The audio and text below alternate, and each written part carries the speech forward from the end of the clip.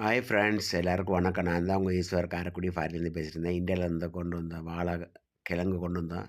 மண்ணில் நட்டு வச்சோம், வரவே இல்லை. குளிர் காலத்தில் வரல. அதை பிடுங்கி ஒரு தொட்டியில் வச்சுருந்த வாழை மரம் தான் இது. பாருங்கள் எப்படி இருக்குன்னு. தொட்டிலேயே வச்சுருந்தேன். வச்சு 2 இலை, ஒரு இலை தான் வந்தது.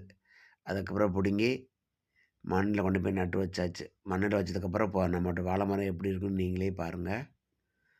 செம்மையாக வளர்ந்துருக்குது இப்போதைக்கு வாழை மரம் மண்ணில் வச்சதுக்கப்புறம். சவுதி அரேபியாவில். ஹாய் ஃப்ரெண்ட்ஸ், நான் தான் உங்கள் ஈஸ்வர் காரைக்குடி ஃபாரின்லேருந்து பேசியிருக்கேன். நம்மளோட வாழை மரம் இந்தியாவிலேருந்து கொண்டு வந்த கட்டை கிழங்கு பாருங்கள். சவுதி அரேபியாவில் வாழை மரம் வச்சுருக்கிறேன். இவ்வளோ பெருசாக இருக்குது, நீங்களே பாருங்கள்.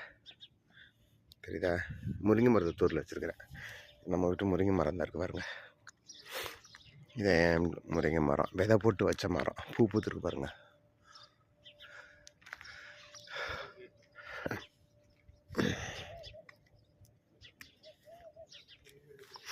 இந்த மரம் விதை போட்டு கொண்டு வந்த மரம் இவ்வளோ பெருசாக வந்திருக்கு பாருங்கள், நீங்களே பாருங்கள். அப்படியே அது தூரில் தான் நம்மளோட வாழை மரமும் வச்சுருக்கேன், கத்தாழையும் வச்சுருக்குறோம். தெரியுதா? பூ நிறைய இருக்குது இந்த மரத்தில், பூ நிறைய இருக்குது முருங்கை மரத்தில் பாருங்கள்.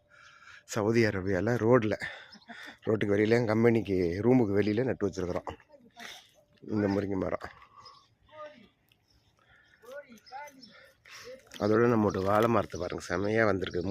மூணு கிழங்கு கொண்டு வந்தோம். இதில் ஒரு கிழங்கு இங்கே நட்டு வச்சுருக்கோம், 2 கிழங்கு கிச்சனுக்கு பின்னாடி நட்டு வச்சுருக்குறோம்.